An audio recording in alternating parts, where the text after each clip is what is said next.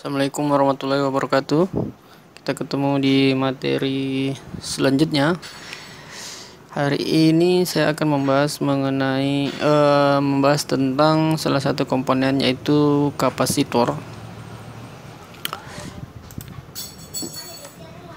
Ini mengenal komponen kapasitor. Yang di mainboard itu ada beberapa macam kapasitor.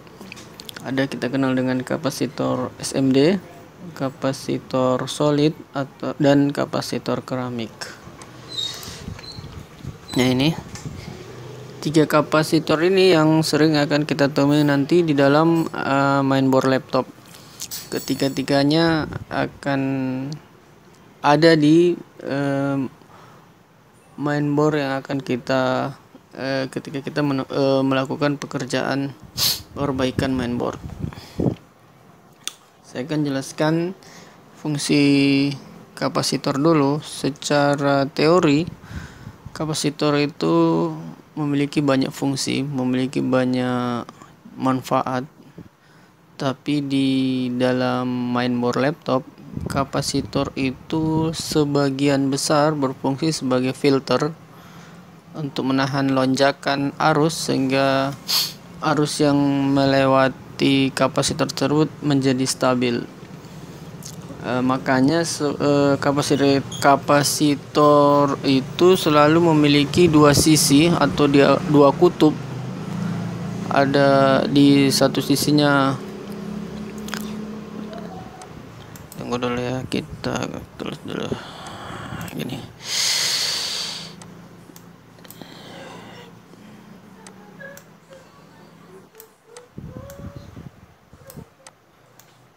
Seringnya kapasitor itu selalu memiliki dua kutub, yang kutub satunya plus dan yang satunya minus. Biasanya kita menemukan jika ini tegangan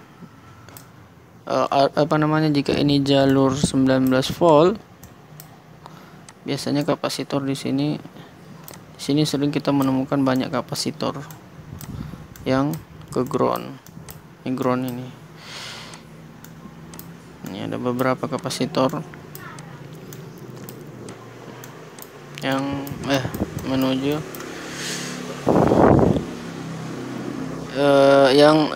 fungsinya sebagai filter atau sebagai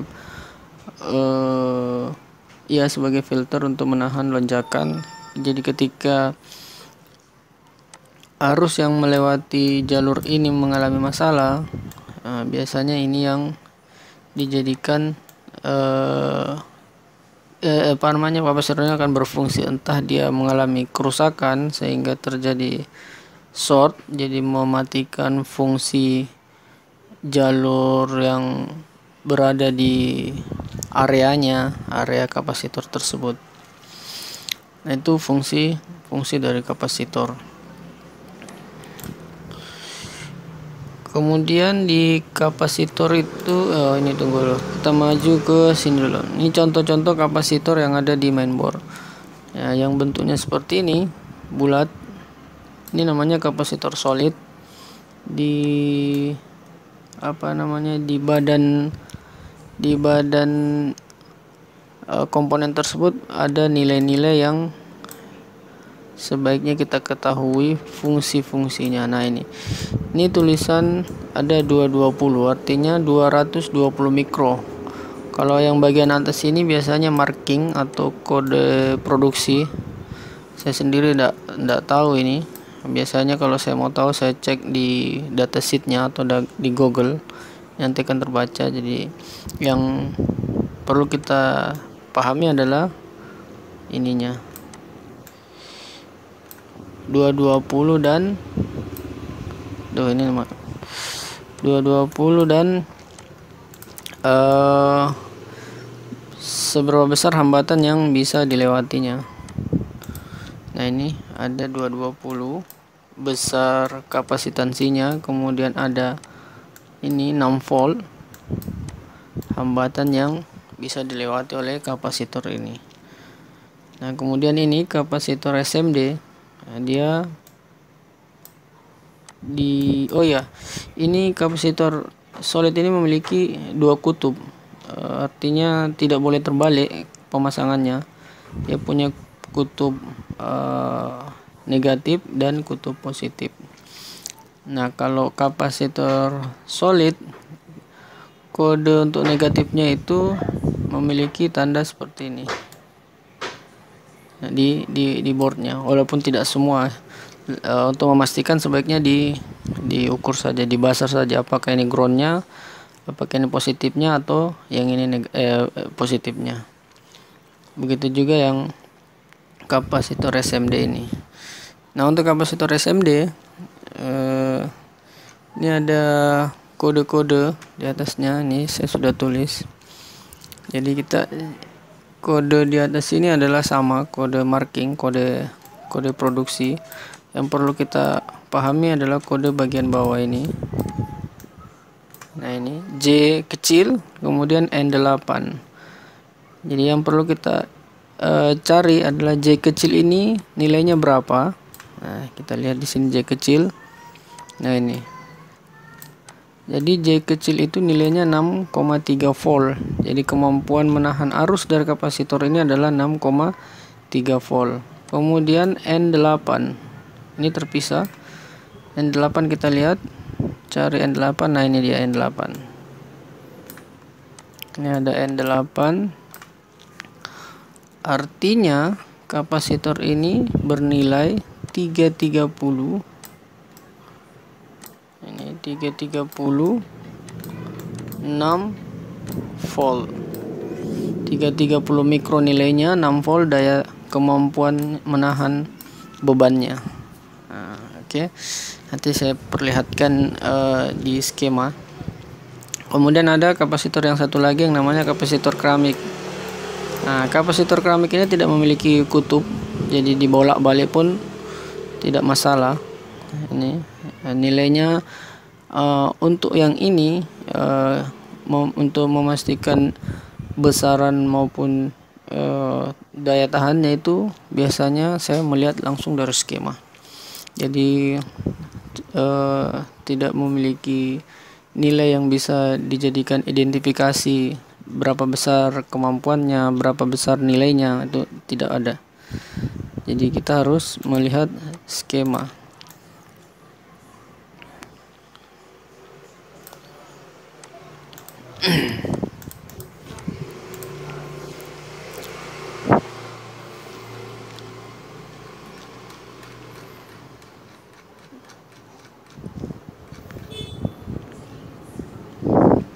Saya tidak kasih masukan, tunggu ya, saya masukkan dulu model di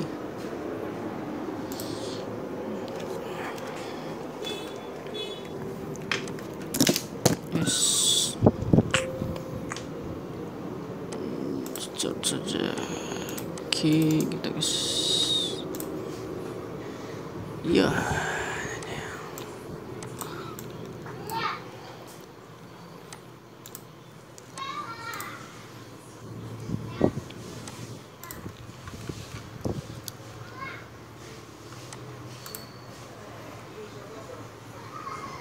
Nah, ini dia. Di dalam skema nanti kita di dalam skema kita akan menemukan yang seperti ini. Nah, di sini perhatikan yang bagian ini.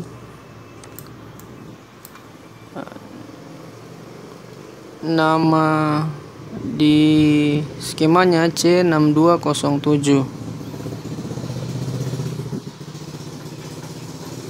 Jadi ketika kita mencari C6207 itu, jadi ikuti saja kode yang ada di skemanya. Misalnya ini rusak, nah, kita bisa tahu, oh ini C6207 kemampuannya besarannya adalah 10 mikro dan kemampuan menahan arusnya 6,3 volt.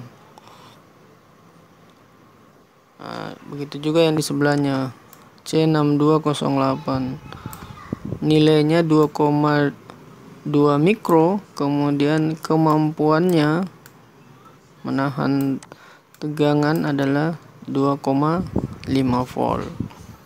Jadi ini ketika ini rusak, misalnya ini rusak nih C6208, itu kita tidak boleh menggantinya dengan kapasitor dengan kemampuan yang lebih kecil dari yang seharusnya.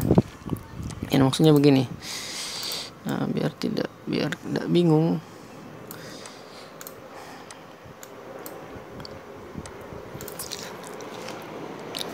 Nah, yang perlu diperhatikan untuk kapasitor ini ya, untuk kapasitor keramik. Wih, ada pesawat lewat. Yang perlu diperhatikan untuk kapasitor keramik ini adalah kemampuan menahan arusnya, kemampuan menahan tegangannya. Nah, ini yang perlu diperhatikan.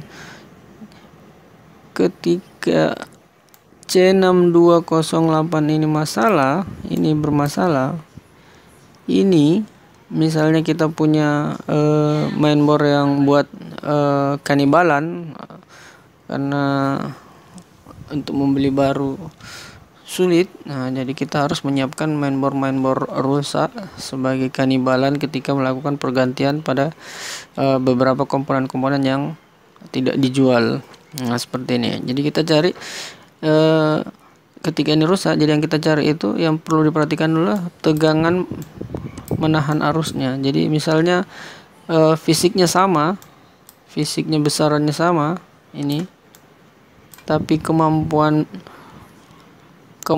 menahan bebannya beda, nah itu tidak boleh diganti, tidak boleh dilakukan pergantian. Misalnya ini C6207 mau diganti karena kebetulan besarannya sama, fisiknya sama, nah itu tidak boleh, karena 6207 ini hanya mampu menahan tegangan sebesar 6,3 volt, lebih kecil dari 6,3 volt. Nah, seperti itu. Jadi jangan asal ganti, terutama di bagian di jalur-jalur 19 volt itu tidak boleh asal ganti. Jadi harus mencari tegangan di atasnya. Jadi ketika kerusakan di jalur 19 volt, ini misalnya jalur 19 volt nih.